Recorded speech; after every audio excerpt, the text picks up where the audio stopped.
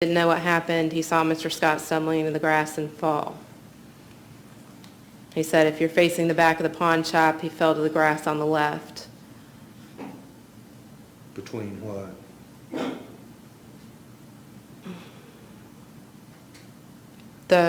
Between the brick road and the fence.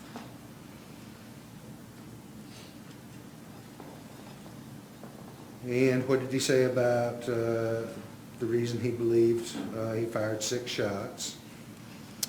He said the only reason he was saying 6 shots is because he looked at his gun, which was a Glock 21 .45 caliber, and when fully loaded, topped off, there were 14 rounds.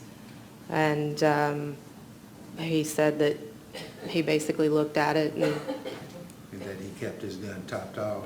Correct. And after he told you about that, what did he say he did with his weapon? He said that he holstered his weapon and he went to handcuff Mr. Scott. He said that the taser was somewhere on the ground between where he was firing and Mr. Scott landed. And that Mr. Scott must have what? Dropped it somewhere. And who did he say showed up at that time? He said other officers came on scene. He grabbed the taser and holstered it because he didn't know if anyone was coming to help him. At that Help point... him, meaning Mr. Scott, I'm assuming, correct? I'm sorry? Help him, I'm assuming he meant come to help Mr. Scott, correct? Correct. Okay.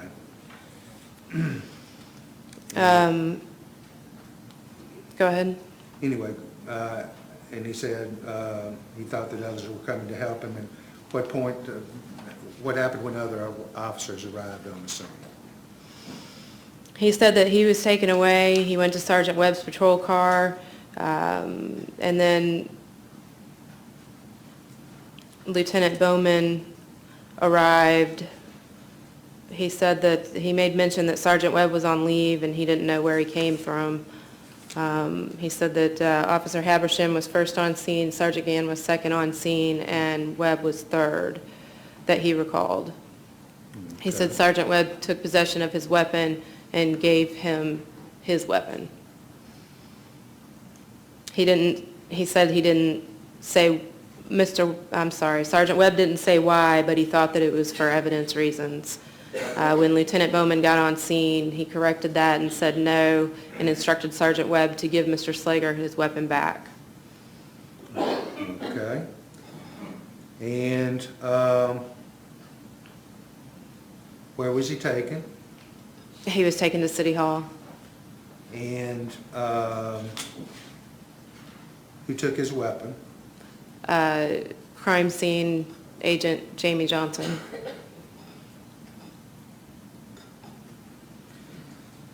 And kind of back before that, where did he say that he stayed the remainder of time he was at the scene of the shooting? In Lieutenant Bowman's car.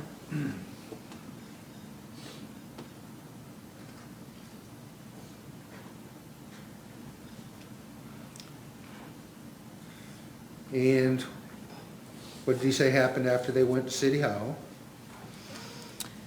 That Lieutenant Bowman took him there.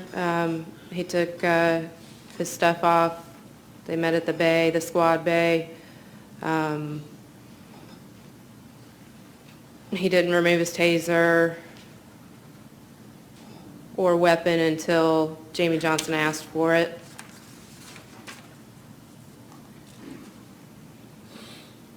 Okay. And continue on. What else did he tell you? He said that he didn't count the shots when he fired. He fired to eliminate the threat. And he said, aims at the academy teaches you to step off to the left or right when a threat engages you. He said when asked why he wanted to handcuff Mr. Scott, he said because he was running and he didn't know why he was running and he felt he needed to secure him.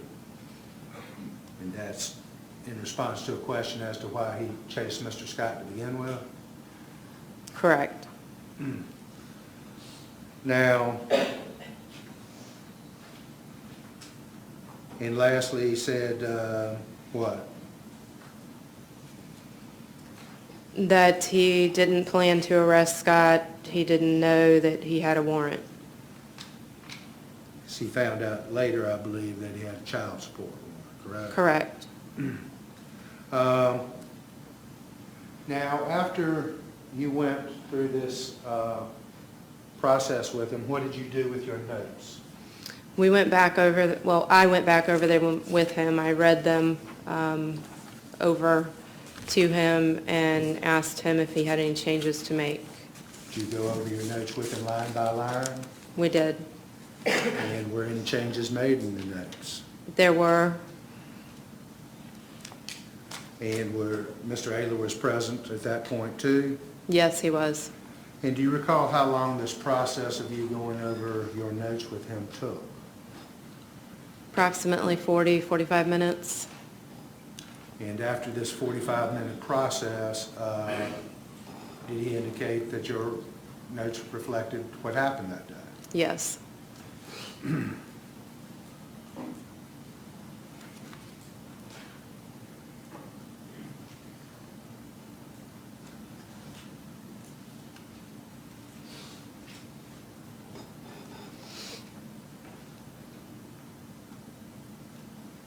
At this time, we were not restricted to 205. Same previous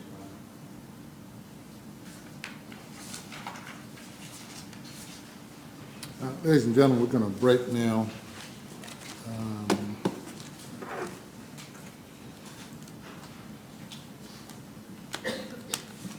We're going to break until 1:15. I understand that your lunches are here. We'll break till 1:15.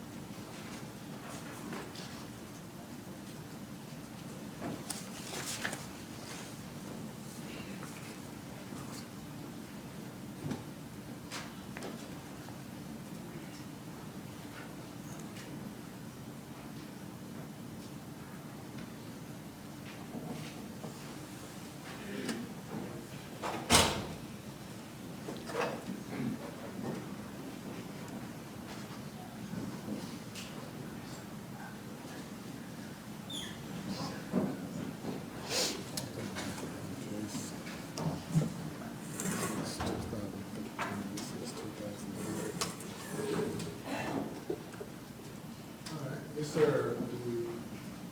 You restate what you're trying to do. Your Honor, at this time, we had moved to offer Agent Peterson's notes into evidence pursuant to Rule 801D2B,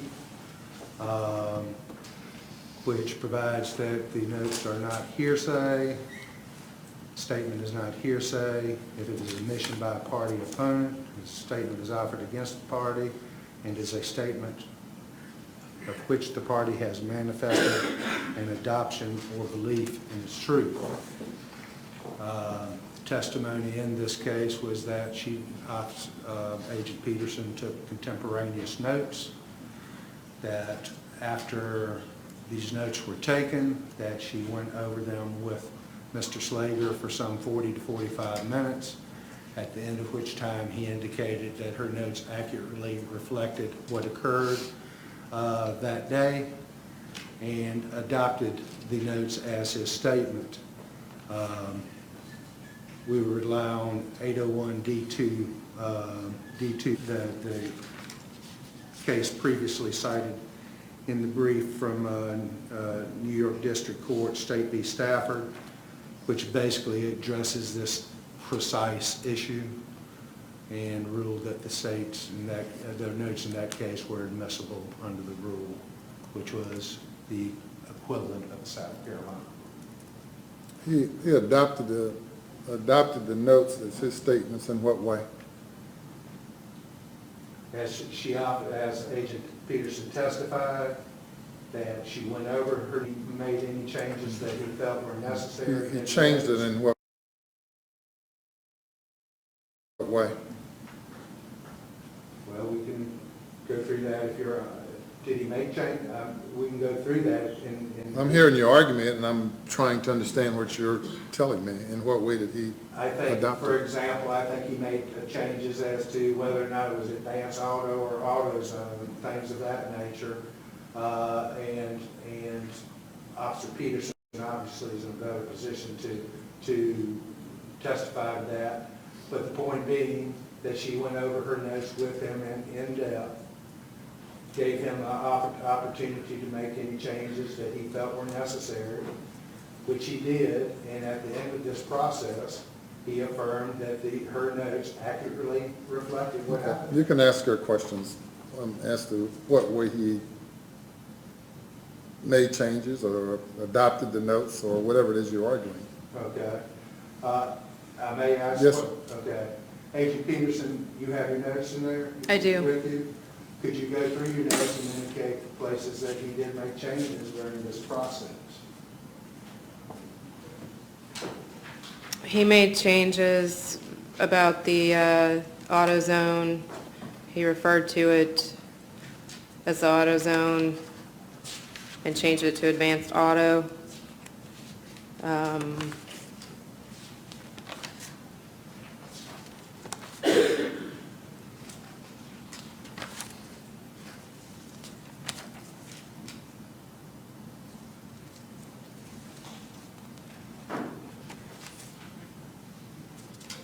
I have some things crossed out here where it says has 2 arms, and instead of arms it says hands, being on the barrel of the taser, referring to Mr. Scott when he grabbed it.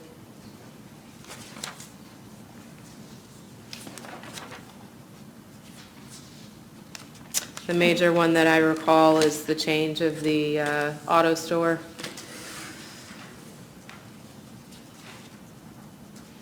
Any of the things written in the margin of your notes, did those occur during the review? I can't be sure exactly when. Sometimes when I'm writing, I may run out of room, or if he goes back, I'd squeeze something in right where it's at. So I wouldn't be able to differentiate for you exactly at what moment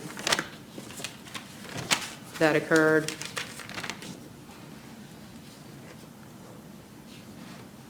I can read to you what's in the margins if you like. No, only if you can acknowledge that as having occurred during the review process. There are numerous instances where there are things written beside in very small, for example, on page 1, 2, 3, 4 into your notes. Out to the side, it's got 5 years certified to the taser, and it's got something else written over to the right side in very small print that I can't read. That was when he was explaining why he yelled taser, taser, taser, because in taser training we are told to yell it so the suspects and people know that they're...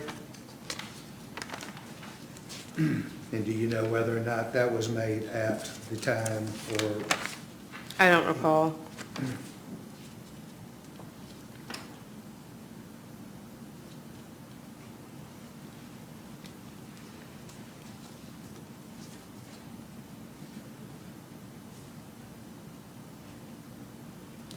Also on page 1, 2, 3, 4, 5, 6, 7, 8. There's other writing in the margin. Down at the bottom, you have Habersham written in quotation marks. You have something scratched out at the bottom of that page. I believe that was as I was going, because as I said, there were times that he would have to regroup when he was explaining what happened. And I believe he clarified who 156 was, which was Habersham, instead of just referring to him by his call sign. And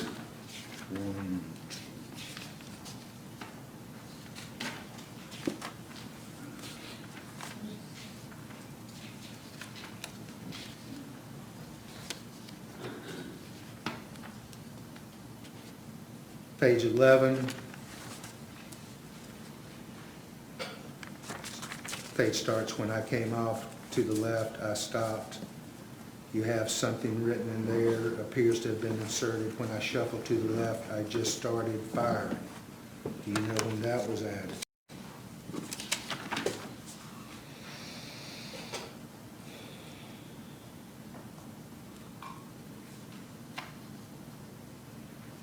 I believe that was as he was speaking.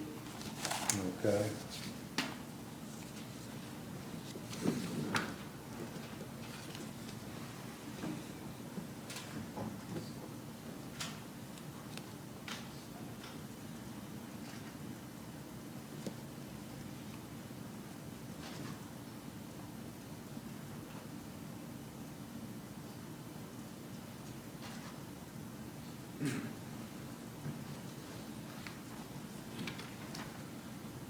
Point being, you went through a review process with him, is that correct? I did.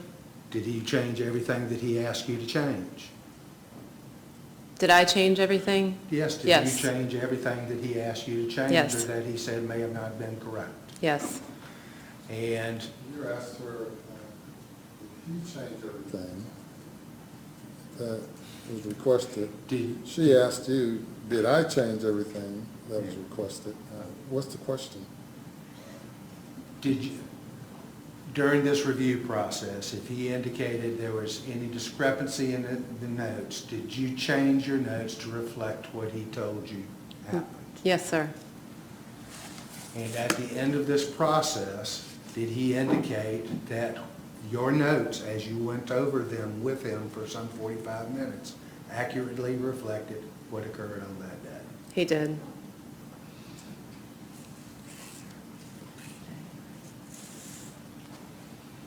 And accurately reflected what he told you had occurred that day? Correct.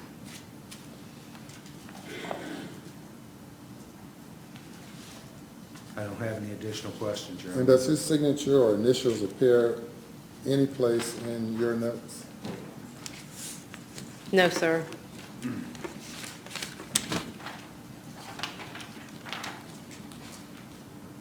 Any further questions of this witness? Just one, what was he told would be done with your notes in the event y'all didn't obtain a statement from him? They would be reduced to review, which is a report that we do based on the interview and the information provided. Would be used as what? His statement. I have no other questions, Your Honor. All right.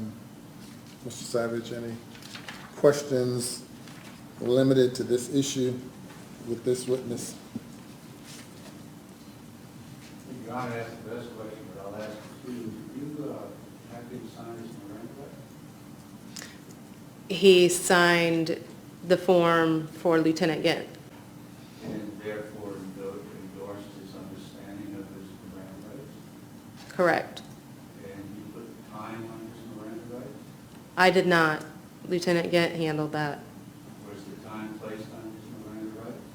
I believe it was, but if I can refer to it, I will tell you exactly what it was. And you placed the time when you started on your time on your notes when you stopped the interview?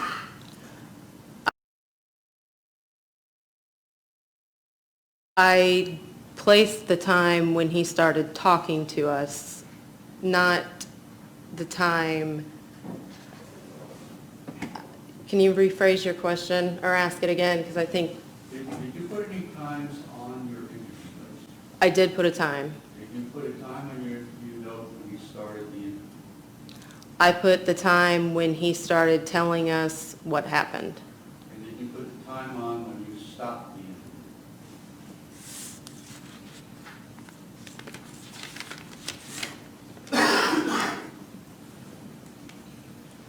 I have 2 times of one. And what time did you start reviewing your notes with me? I did not notate that time. And what time did you note that you stopped reviewing? Notated that. And those changes that were made, is that your initial next to them or his initial next to them? I'm not sure what you're referring to. Well, did you initial the changes that you made? In my notes? Yes. No. Is that standard practice when you take an interview with somebody, if there's a change to initial, is your initials next to the change that's made? It's not my standard practice now. Did he initial anything on any of the 12 pages or 14 pages? Is there anything that notes that he endorsed it by his initials? No, sir. Did he sign it at the very end that is his statement? No, sir. And in fact, when you left there that day, you gave him forms to fill out to make a formal statement. Is that correct? He was given forms, yes. And it was your choice, Lieutenant Gates' choice at the beginning of the interview not to have him write out his statement and provide it to you. Is that correct? Well, I can only speak for myself, but I typically, when I conduct an interview, I typically go over it verbally before I would go over the statement, and then I ask for a statement. And you said that you would, in your notes, it says you would pick up his statement at 6 p.m. Correct. Anything further? Yes. The officer's notes would be cumulative to her testimony if we were to just allow witnesses to testify, then to put in evidence everything they wrote down, then we wouldn't need them to testify. So the state in this instance are seeking to admit the officer's notes as a statement of the defendant against his interests under Rule 801 D2 as an admission by party opponent, subsection B, a statement of which the party has manifested an adoption or belief in its truth. There are no South Carolina cases addressing this issue other than peripherally addressing this rule. That state, the Naughton, remember that one from Columbia, in which an admission was made by the defendant, a statement was made by the defendant's mother saying she didn't believe what he was telling the police, and he didn't say anything to the contrary, so that supposedly constituted an adoption of the statement by the defendant pursuant to this rule. We don't have that type scenario here. And of course, here we have the officer taking a statement, and she's recited to the defendant, to the jury, everything that the defendant stated, including corrections to the statement. But there being a South Carolina case, the state is citing a federal court of appeals for the Second Circuit, a 2011 case. Second Circuit. Let's see where that's located. I believe it's the Eastern District of New York. Yes. And in that case, the officer took notes, as in this case, and the court says that on appeal, Stafford argues the district court erred in permitting the government to introduce as evidence the notes of an investigative agent that she took during the interview. And it's undisputed that Stafford participated in a voluntary interview. And during the course of the interview, he made various admissions regarding his involvement in the conspiracy that he was charged.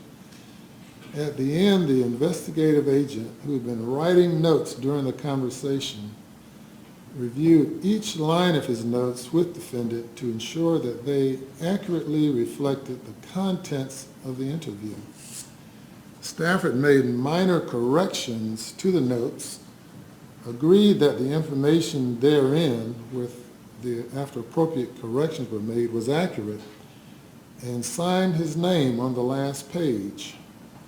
And the district judge allowed the government to introduce those notes over hearsay objections. He was convicted, and the appellate court says there was no error, much less an abuse of discretion, since these notes were admissible as non-hearsay under Rule 801 D2B as an adoption or acquiescence that may be manifested in an appropriate manner. The state has given me no authority. This case does not support the state's argument. It runs really contra to the state's argument in that in this case the accused signed the notes and in effect adopted the notes as being accurate. I think here the state is seeking to fit a square peg in a round hole, and it's not a basis for which to allow her notes into evidence. As part of the state's case in chief, and I therefore sustain the objection. And we're on break until, what time do we say? 1:15? Before we break, yes. Just thinking about timing, this afternoon, Your Honor, depending on how long cross-examination lasts of this witness, we have 2 more witnesses after this one. One of them will require at least 20 minutes to get set up, and hopefully that'll come about the time of our afternoon break, but I just wanted to let you know that. Okay, no problem. And I also have been talking with Mr. McCune, who I think will be handling the cross of this witness, and also similar witnesses for the defense case. And we wanted to ask the court if we would be allowed to move that widescreen TV to another position that doesn't block the court. I've checked. I have to see the jury at all times. You can Yes, move sir. it wherever you want, As long as you can see. as long as I can Okay. see the jury, yes. That'll do it. All right.